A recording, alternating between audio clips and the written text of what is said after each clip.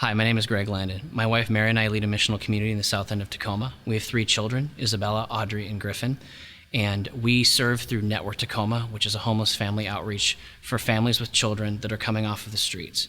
Our missional community for about the last 7 years has worked to serve them through relational barbecues, relational meals, having families into our homes, and getting to know the specific single mothers, families with children, so that we can ultimately disciple them towards Jesus. Some of the lessons we've learned in reaching out to the people that our MC has been sent to is that you cannot really make any assumptions about what might work or what patterns can be developed to ensure you're discipling people consistently. We've found that every time we've tried to sort of have a blanket focus as an MC, we've struggled incredibly. But when we just pray and we ask the Spirit who amongst many of these families that are in need we're supposed to reach out to, He always gives us a family or two. Another struggle that we've experienced is that a lot of the assumptions we make as God's family don't hold with people who may look at family as being something very negative or something that has a lot of brokenness or hardship around them. The appeal to be a part of our community and a part of our family is something that is not necessarily trusted initially. We've had to take small steps with families, in some cases just being very kind and getting to know them in small conversations and small bits over 6 months. Slowly building to the point when they're interested in maybe coming to a birthday party or joining us for a meal and getting to know maybe some people that we also know within the church. And within that, one of the lessons we've also learned is as we call people to this mission of caring for the poor and of investing their lives in people who have a great amount of neediness in their daily lives, we've really learned to call people clearly to what they might be experiencing, to get ready to give up their time, to get ready to sacrifice other things that are going on in their lives and be ready to get into a relationship that can potentially become all-encompassing and may result in less fun, a little bit less resourcefulness in your life, a lot more giving of your time and of your resources, and frankly bearing witness to a lot of experiences, both past and present, that sometimes we're not prepared for. And without the help of Jesus, without the help of the Spirit leading us, we can become very overburdened with. We've experienced a lot of struggles as a missional community and as a family in reaching out to people that are in need and some of the poorest people in our community. It can be difficult to ask your family and ask your community to invest deeply in people who may or may not be there in a week or in a month, who seem interested at first but oftentimes drift away when changes happen in their life. We're coming from a point of having a relative form of stability, and we're reaching out to people who their only stability is that there is no stability. Oftentimes relationships can take 6 months to a year to get to the point where there's genuine trust between families, between mothers, between the kids, and the interrelationships within the people that are in RMC. Additionally, and to be frank, it can be very difficult to call people to this mission from within the church. Oftentimes, when people ask us what we do and tell us that they're interested, we give them sort of the dirty version, which is it oftentimes is very tiring, and oftentimes the reward is something that the Lord receives. We often don't even get to know how things ultimately turn out with families. Frequently, we are helping people clean up messes and get away from dangerous people in their life and bail them out financially after another mistake that shouldn't have happened or after they got taken advantage of and made an unwise decision. Oftentimes, we're parenting children that, while they have adults that are in their home, don't really have anyone showing them the way, which is a great blessing because we get to point them towards Jesus in that relationship. But it's a great challenge because there is not a lot of margin left to do some of the more exciting things that people might want to do, especially in a city context. We're not hanging around at the popular bars. We're not going to the places that the big celebrations are happening unless they're free and we can get there and manage to corral a lot of children at the same time. We've experienced a lot of good news as a missional community. One of the stories in particular I think of is the story of Juliana and her daughter Kirsten. When we met them, I think it was in 2008, Juliana was a recent widow who had been homeless for a handful of months and was staying on a cot in a shelter. And her daughter, Kirsten, who wouldn't remove the bangs from her eyes so that we could look straight at her, had been abusing drugs and was a high school dropout.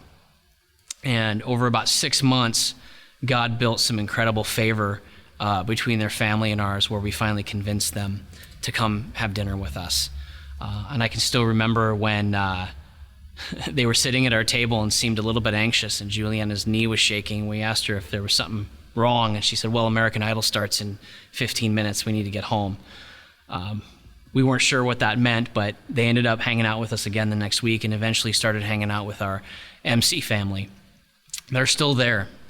We have a relationship with them that is as close as anyone in our own family. To describe the change that's happened in their lives over the time would take a really, really incredibly long story. But just for example, with Kirsten, I mean, we saw her go from someone who was not much interested in the world anymore after her dad had committed suicide, and who, as a way to cope with it, had started abusing drugs and making a lot of choices that were going to lead her down a path of destruction. But through relationship and community, we were able to work with her to help her restore the idea of father, the relationship with God, the fact that God is a greater father than her dad was able to be able to forgive her father for what happened. She started going back to school. She got her GED when she was 17, started working when she was 18, and has started to build a career.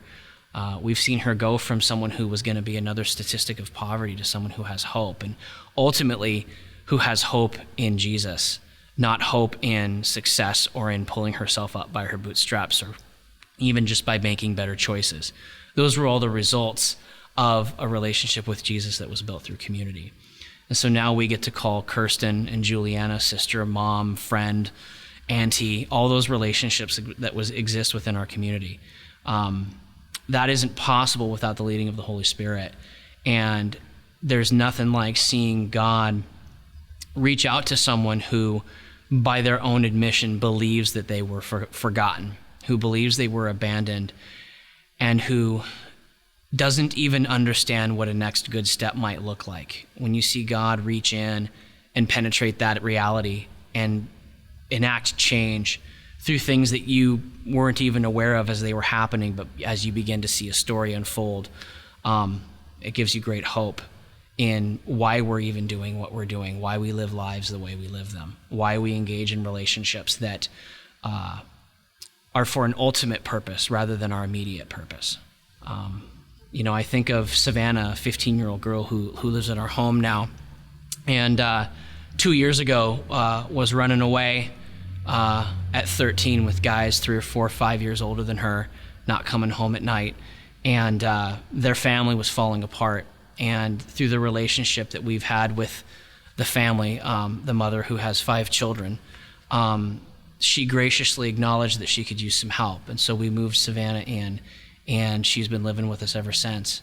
And she has a healthy relationship with her mom, and she set goals to see that her life is one that pursues relationship with Jesus and also tolerates people a little bit better, and one who sees that God actually cares. God is actually watching me.